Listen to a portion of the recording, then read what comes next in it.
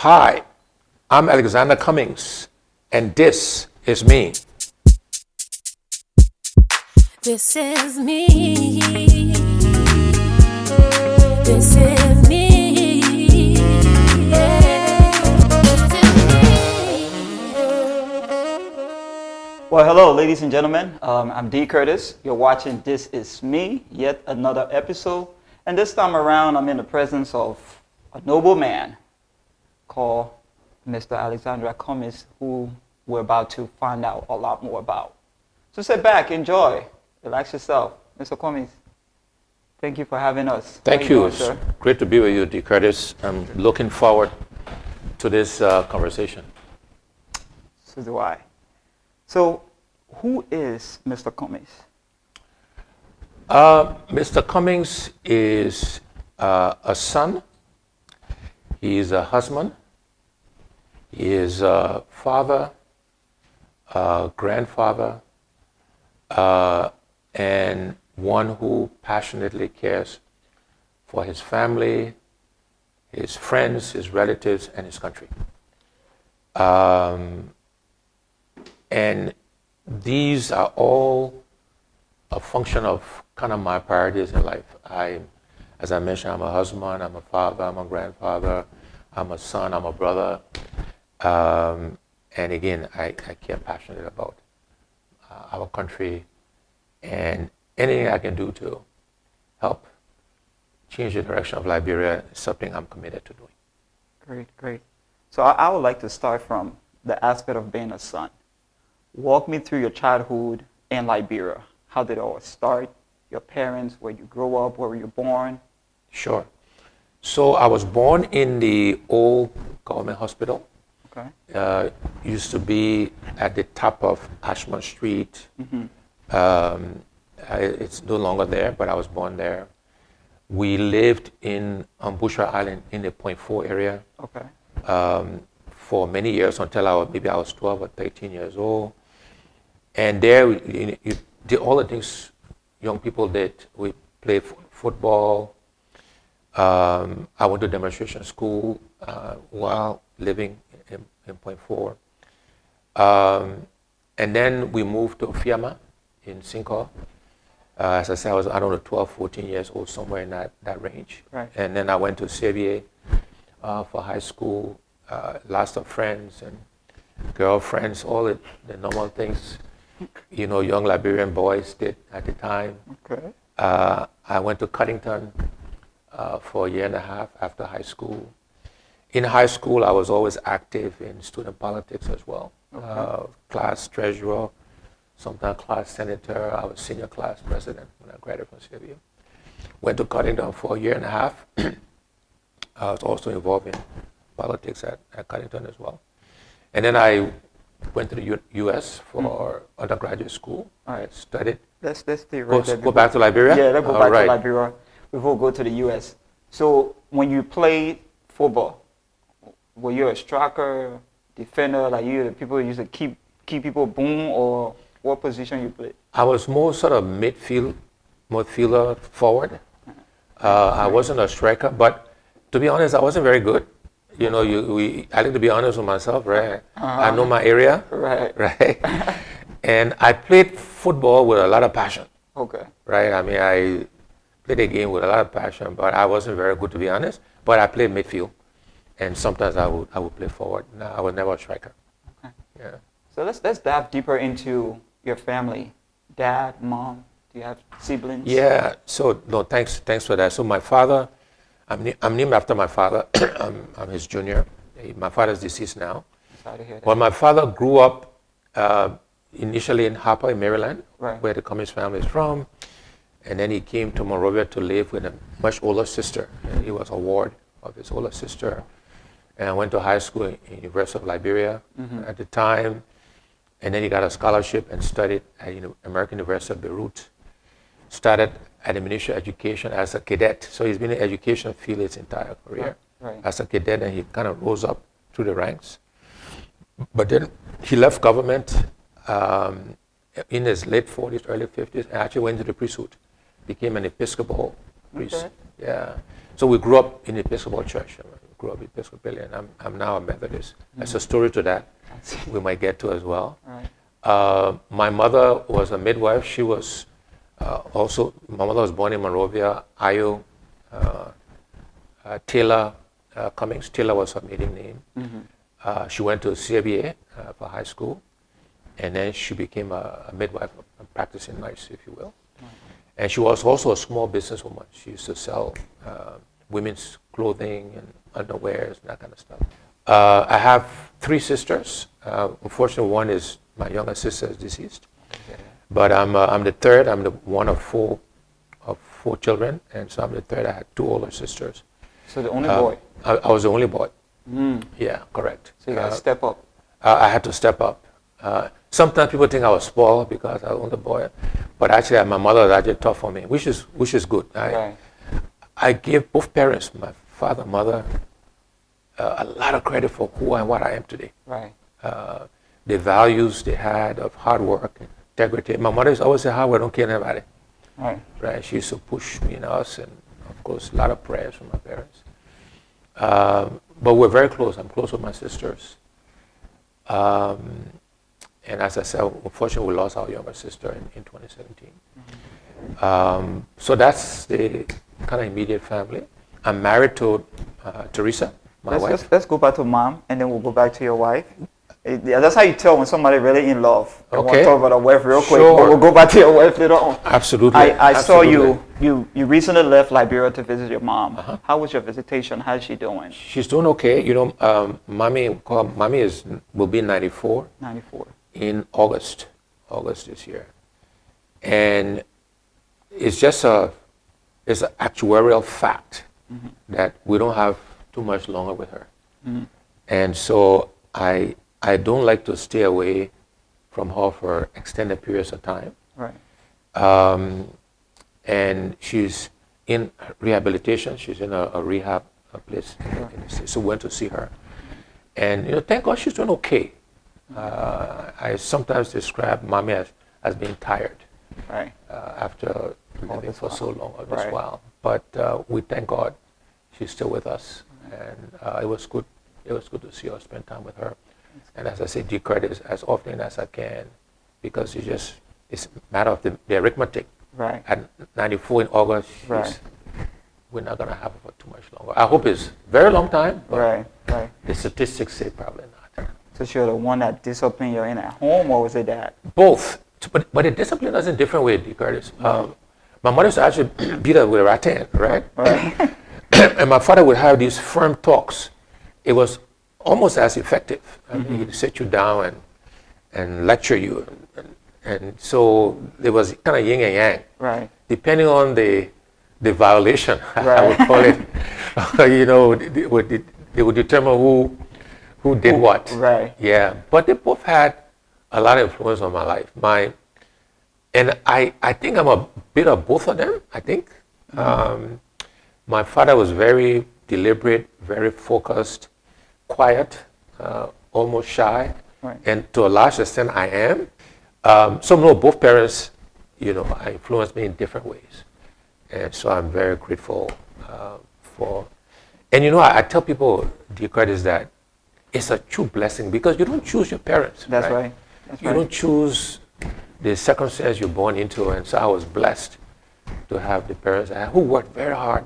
When my parents first got married, they were in a 1-bedroom place on Camp Johnson Road, actually. And through hard work, you know, they built a house small, the first house they built. You know, back then, you would take what they call LPA, take a loan Right. from the government, buy some sand, cement, do one section, then you pay that back. And then you Get do some the more next. money, you do the next section. That's how they build their first house. Wow. And so on and so forth. So so I learned the discipline of hard work, of focus, Right. of being determined. Those things I got from both parents, in different ways. That's amazing. Yeah.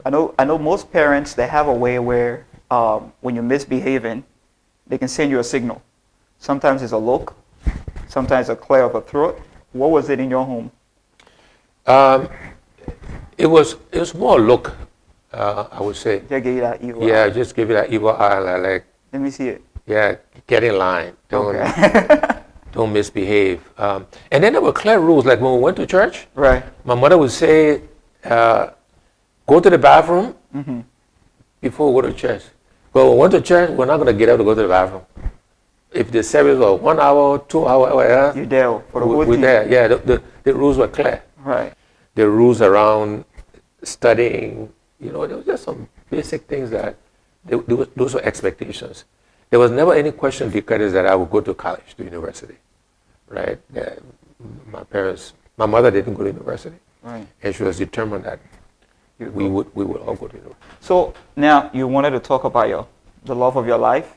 Yes. So walk me through the journey. How did you meet her? Right. Um, So we met in the U.S. in Atlanta. Okay. I was in graduate school at the time, Atlanta University, and she was a counselor and worked at Spelman College. And actually was a Liberian woman, Howard Cummings, who's deceased now, unfortunately. Good friend of my wife at the time and of me. So Howard introduced us on the Atlanta University Center campus, and so that's how I met my wife.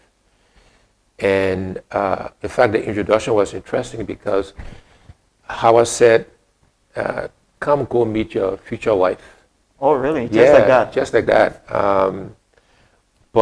So Teresa and I met, and we dated, got married. You're just making the thing sound easy. We met, we did it. So when they say come go meet your future wife, when you got there, you pull lecture, how the whole thing happened? But that was a long time ago now. You don't kind of remember? testing my memory. We've been married for 40 years. 40 by the way. years. It was 40 years this past February. Impressive. So, but yeah, look, initially kind of sort of shy. We started off slowly, kind of getting to know each other. I like the movies, so I think our first date, What's that movie? I took her to the movies, and Teresa, we still today we like to watch movies together. I also like to go out and eat. I like going out and having dinners and trying different kind of foods and that kind of stuff. So one of our early dates, I also took her out to dinner and that sort of stuff. You do it But- real gentleman with Yeah, I did, and we connected, right? And again, some of this is a blessing, right? Because you just never know how relationships turn out.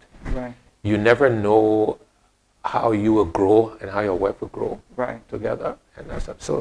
I always give God credit for the woman I fell in love with, Right. and we decided to get married.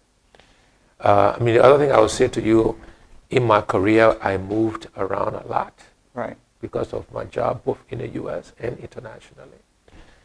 And again, I give Teresa a lot of credit for raising the kids, Right. because when I was away, she was there alone with. We got two children, kids? two children, a girl and a boy. Okay. Even when we were moving internationally, D. Curtis, I remembered we moved to Nigeria Okay. when I was going to run the Coca-Cola business there. And we landed, and within a few days, I left.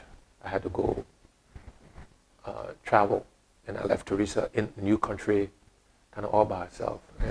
And she figured it out, no complaints, Right. any of that stuff. Even in the U.S., when Teresa was pregnant with our son, Boy Kai, we moved from Minneapolis to Pennsylvania, Allentown. And she was pregnant. She was like 9 months pregnant when we moved. Completely new city, no family, no nothing. And so she's been very resilient, very tough, committed, Right. supportive.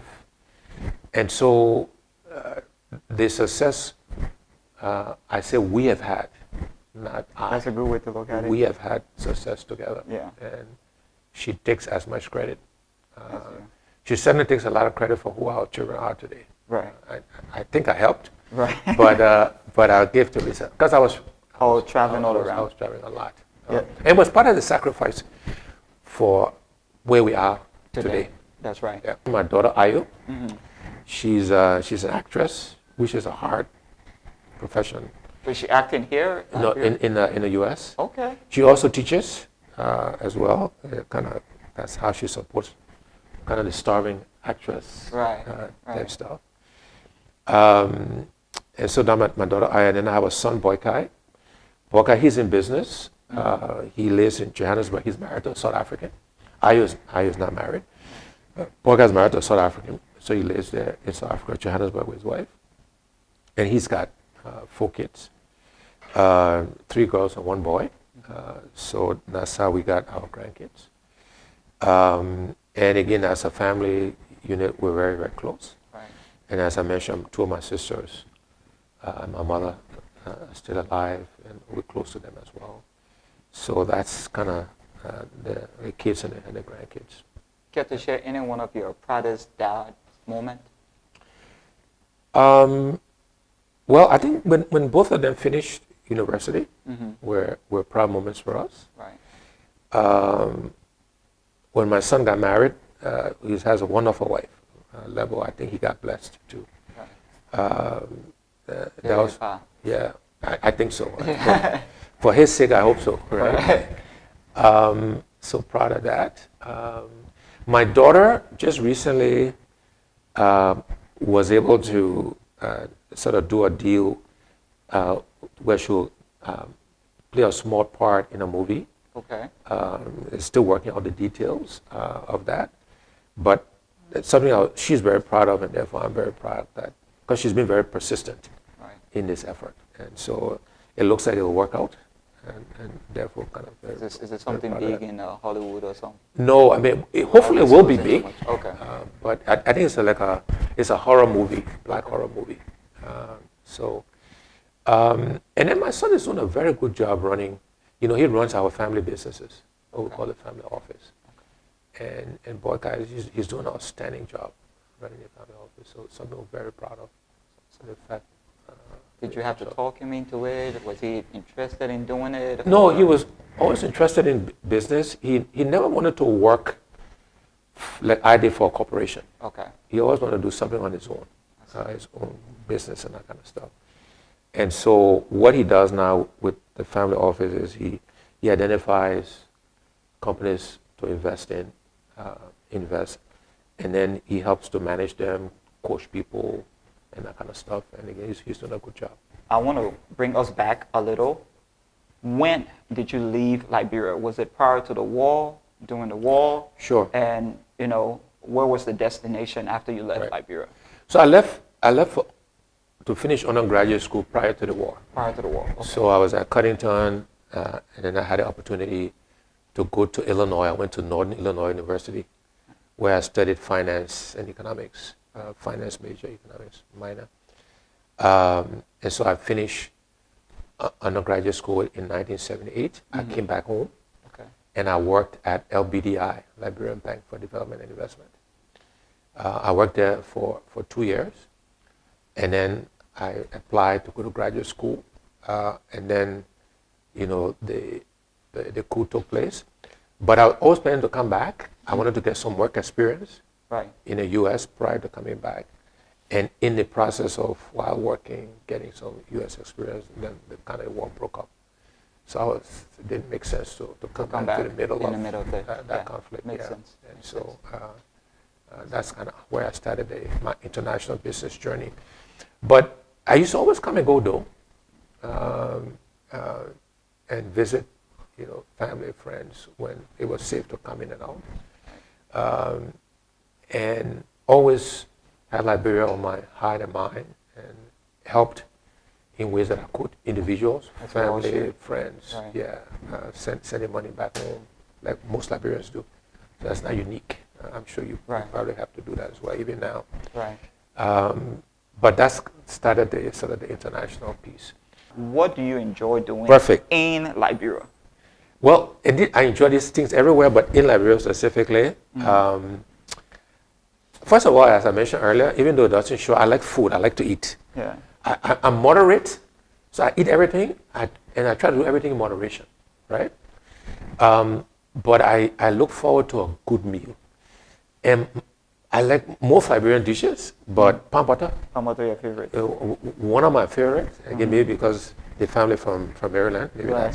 maybe there's something in the genes that there. But I like pan butter. I like soup and fufu.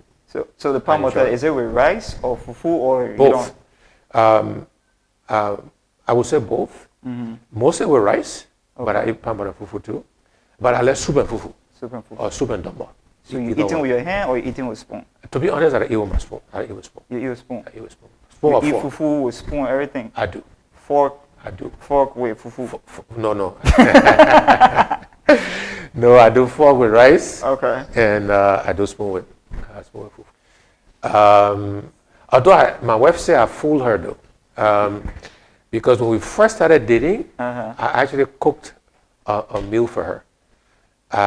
As I mentioned, I was in Atlanta. I remember I think it was pork chops. Either pork chops or steak. But I breaded it. Crackers. I remember I broke up the crackers.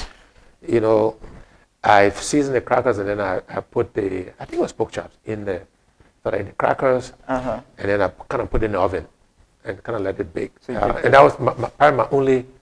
I mean, I can scramble eggs, I can do small stuff, but I don't cook, right? And Teresa said I fooled her, I jabbed her, that she thought I could cook. And she ate all that food I did? She enjoyed it, and that's why she married me. I fooled her. I jabbed her. So I enjoy that. I enjoy getting together with friends and having a drink. You know, I enjoy a cigar occasionally. I smoke a cigar, cognac or scotch, with some friends. I like watching movies, so we watch movies here on, do video, Netflix, and that sort of stuff. So when you go out to drink, what are you drinking? So I usually start with wine. Okay. So I like wine with my meals, and then I might end the evening with a scotch, or sometimes cognac. Depends on the mood. But I enjoy a good drink, and again, every now and then I take a cigar and relax. I like music. Okay. I don't play any instrument, but I like variety of music. Depending on my mood, it can be African, it can be R&B, can be a bit of jazz. Even sometimes on Sundays, when we kind of just relax and do nothing, I play a bit of classical music in the background. I don't know any sort of classical artist per se, but I know songs that I like, classical music. It's just kind of in the background. So my taste is eclectic. Who would you say one of your favorite Liberian artists is? Detour. I like Born to Win. I like Born to Win. Okay. I don't claim that mantra, but I like the idea. You know how to sing any verse on that song? No, again, I know my area. Oh, okay. If I So you give no notes. if I try to sing here, your camera would break or something. I like Takunje. Okay. I like you lied. Has a very powerful message. Yeah, very powerful message. That song can never get old. Well. You can never get old. Yeah. Regina, Regina. Yeah. So, but again, my musical taste is kind of wide variety. A little bit of R&B, a little bit of jazz. It depends on the mood. So when you're in Liberia, if you're not eating home, have you tried some of the kobo shy around? Yeah. So I've done Terracotta. I've done Mary's, which I think is on Cheeseman and like 19th Street or something like that. So I do some of the local, restaurants. Sometimes we order. So I know it's been a long time, right? You've been married for quite a while. But let's imagine you just met your wife. She's sitting down over there. You come here, approach her for the very first time. Oh, yeah, I forgot all my strokes. My strokes. So in terms of approaching her, what would I say to her? Yeah. I would do what I did 40 years ago. What's that? Ask her out for a date. So let's, Teresa. Do the role play. As a manager, that's part of some of this role play. I would say, nice to meet you, Teresa. You are beautiful. You said nice to meet you, Teresa. How you gotta know her name, Teresa? Let me finish that because the person introduced me. This is Teresa. Oh, okay. Go ahead. Teresa Mack is her name. I said, nice to meet you, Teresa. You look stunning.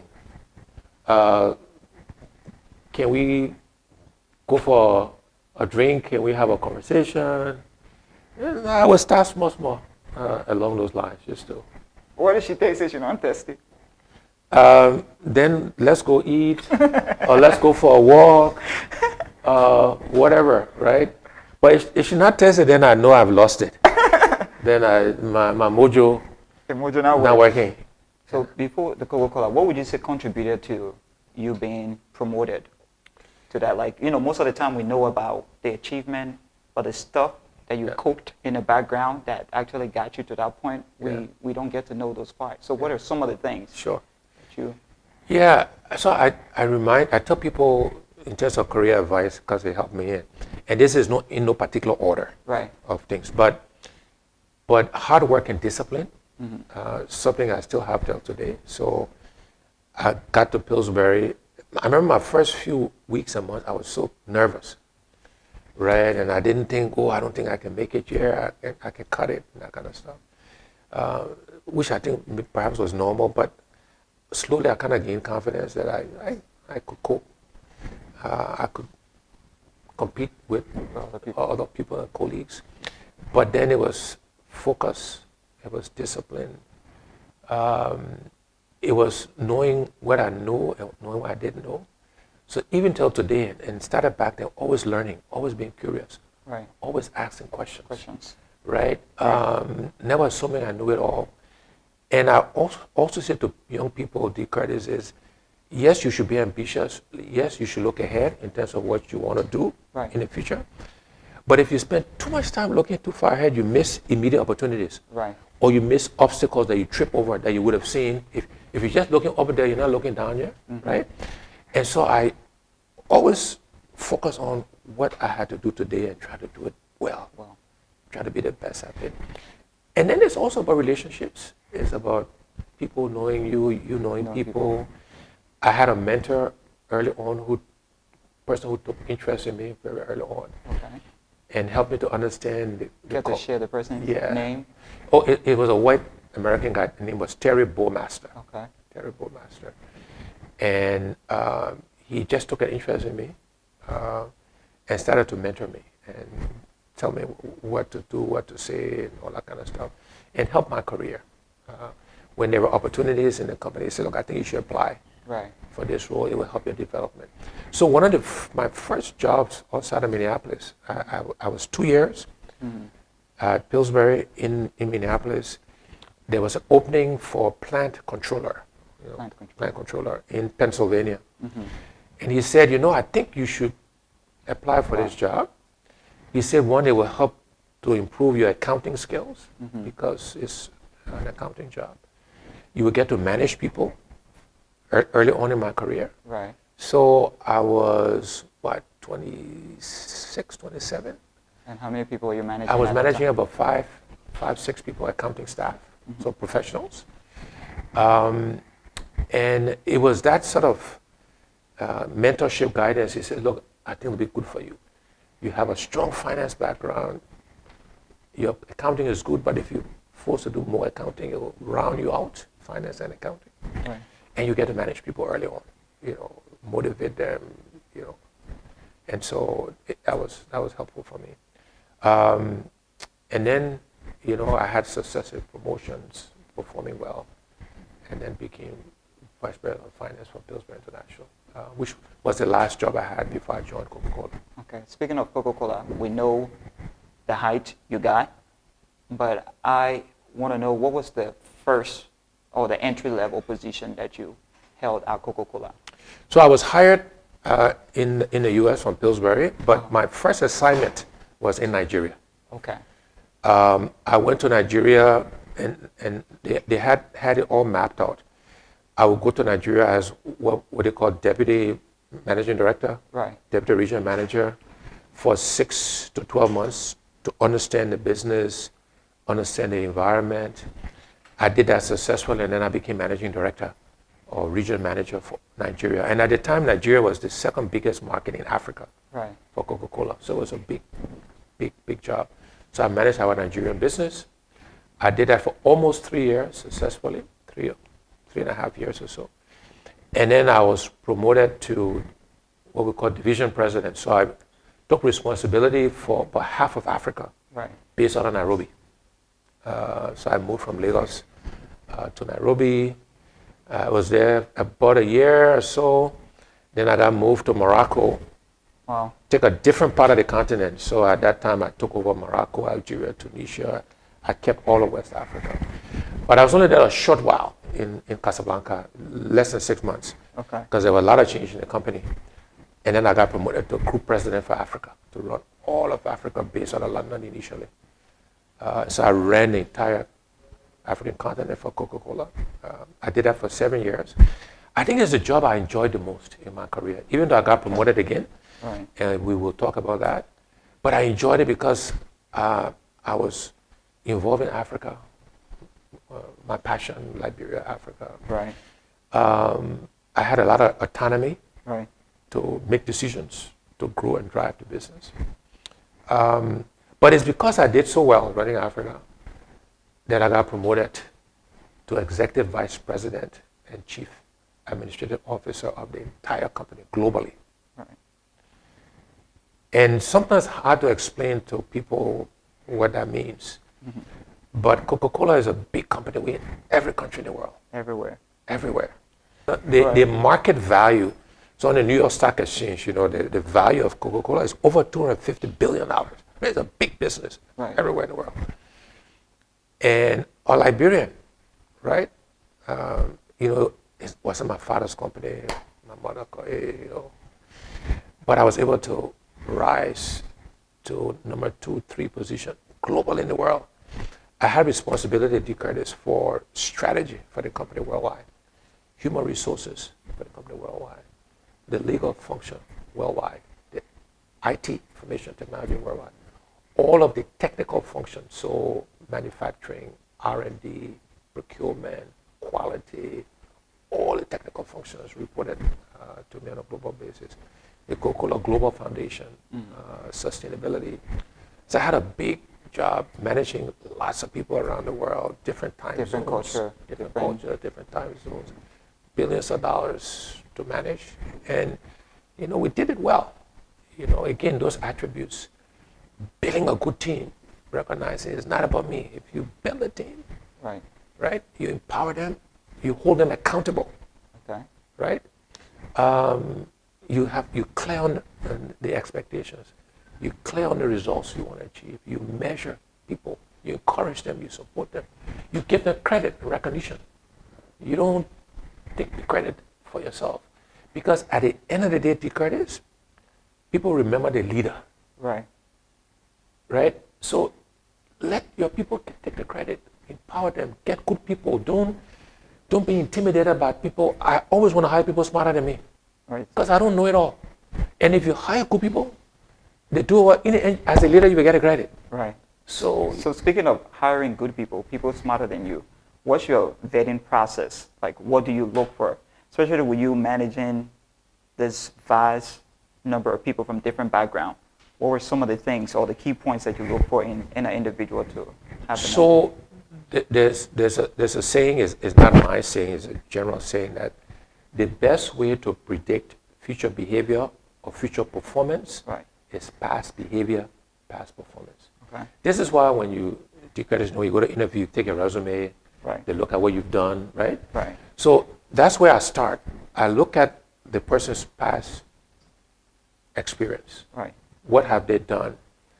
And I try to push them, even when I do references, to actually focus on results, what they actually did.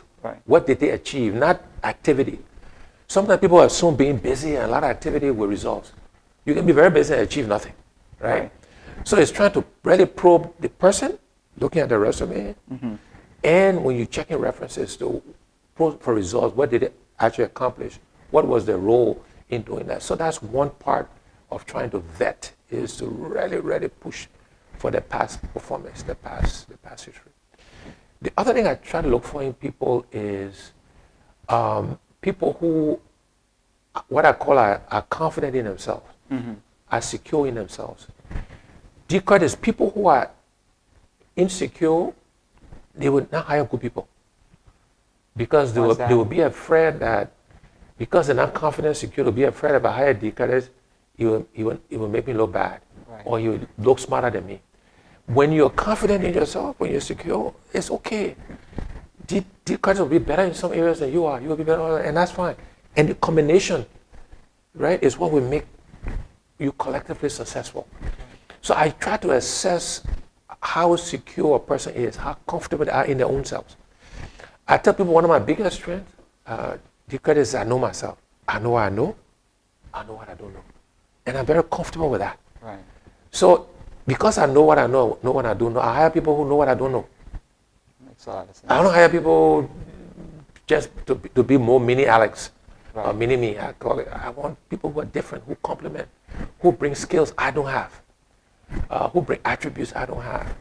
And so that's what, and in building a team, in hiring these very senior people, we're looking for what they bring individually, how they will fit into the team collectively so that we can achieve the collective results. And I've had a lot of success hiring good, talented people. I've made some mistakes too, by the way, and you do.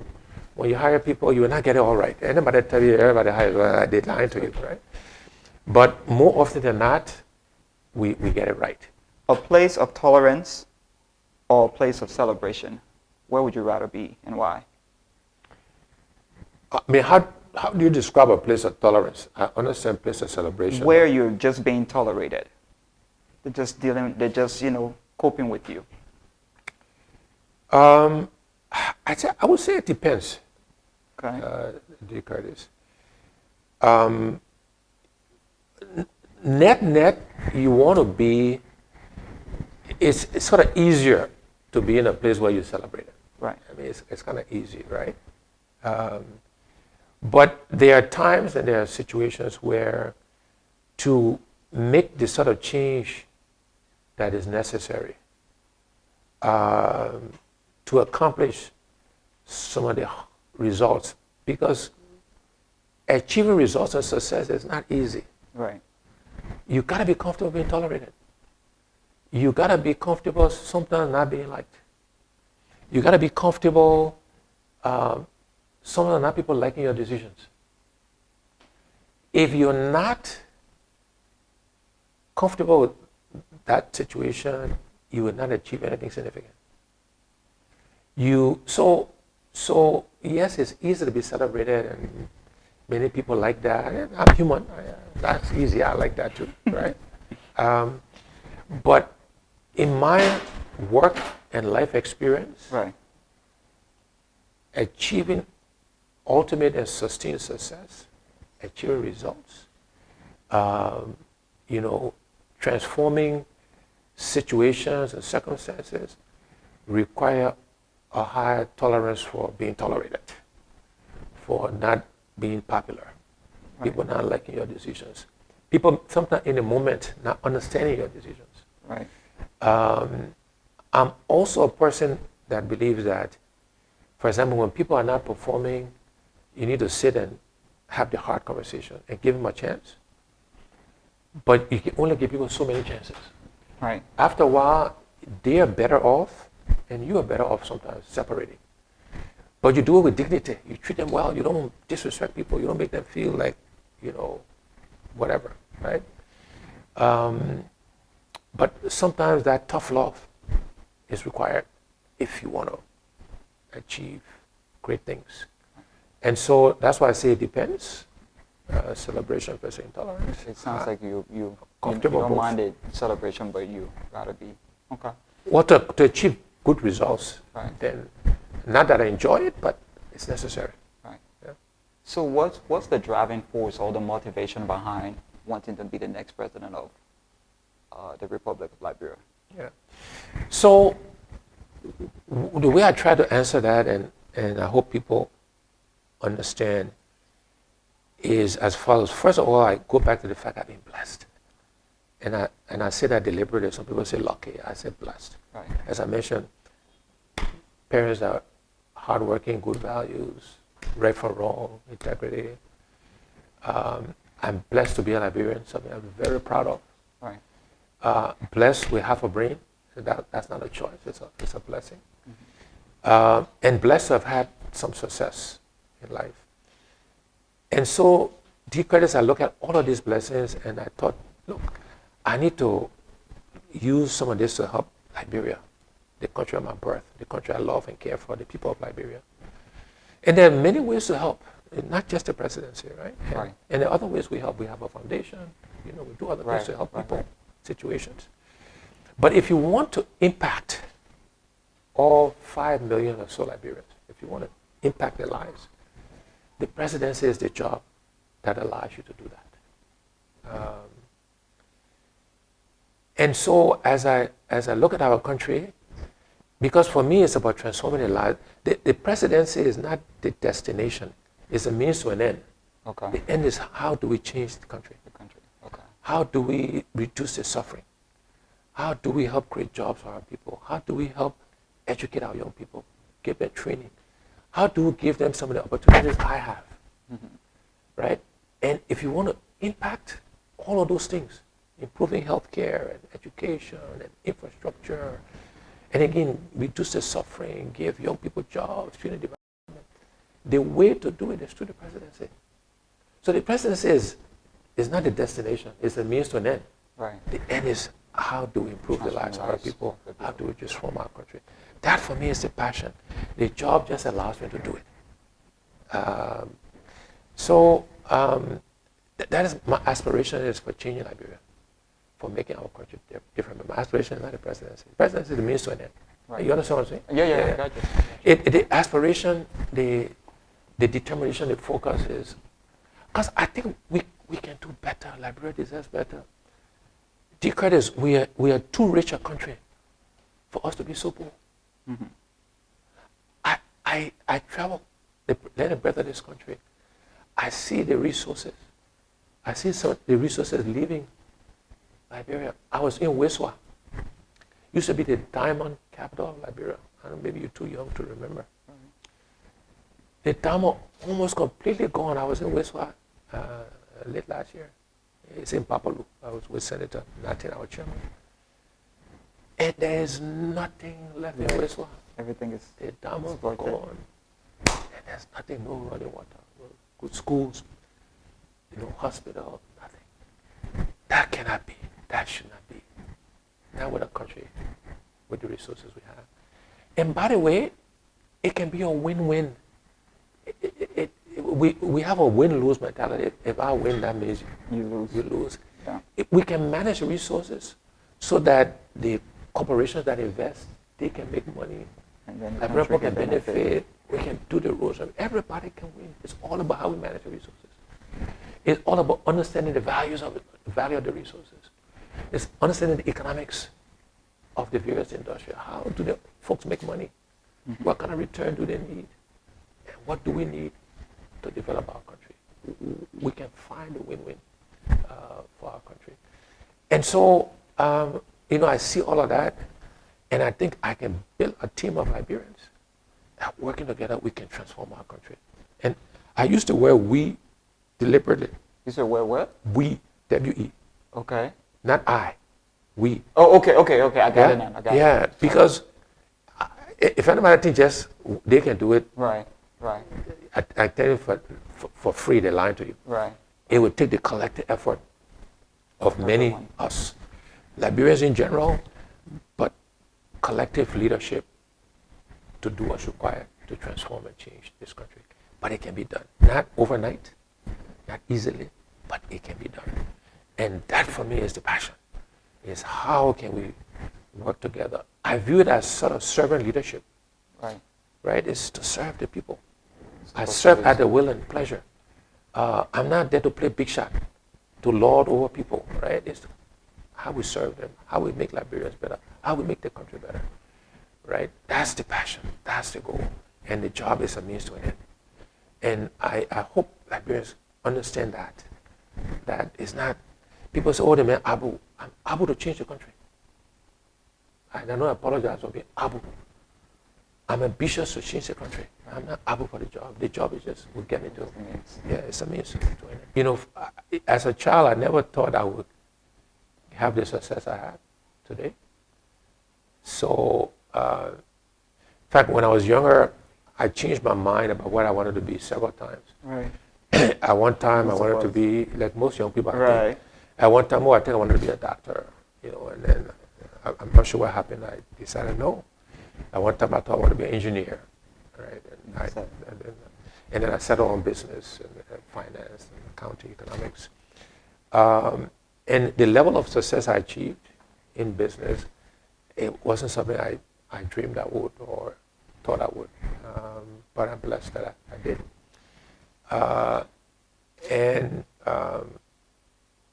Yeah, there's nothing else I'm aspiring to per se. If you ask me some things I like to do on my bucket list, I like to travel. Even though I travel a lot, when I was in business, it was business. It was not for pleasure. For pleasure. Okay. Right? And so I would love to have the time before the good luck calls me home to do a lot of What would be travel for business. What would be the ideal destination? There will be several. I like the Indian Ocean in Africa, the east coast of Africa, the beaches along the east coast of Africa. Would be places along, whether it's Kenya, all the way down to Mozambique. I've been to the Seychelles once, and Mauritius. I would love to spend more time in that part of the world. I like parts of Asia. I would like to visit and spend more time. Malaysia, Singapore, Thailand, Vietnam would be places that would intrigue me. There's a places to visit. I lived in the UK, so I did some travel around Europe. So I wouldn't spend too much time there. And Latin America, we interest me as well to visit. Because I ran Cook Africa, I visited at least 40 or plus African countries, at least. I think there are 53 countries in Africa. I've done 40 or 43 of them. So I've covered the continent quite extensively, North, Central, and Southern Africa. But I would say the East Africa coast is quite stunning. And then visiting, doing safaris in South or East Africa, we enjoy that as well. It'll be good to spend more time, doing that sort of stuff.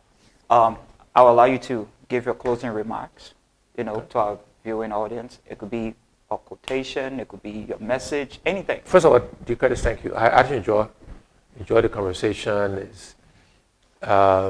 It is a chance to share with your audience that this is me. This is Alexander Cummings, and so thank you for that.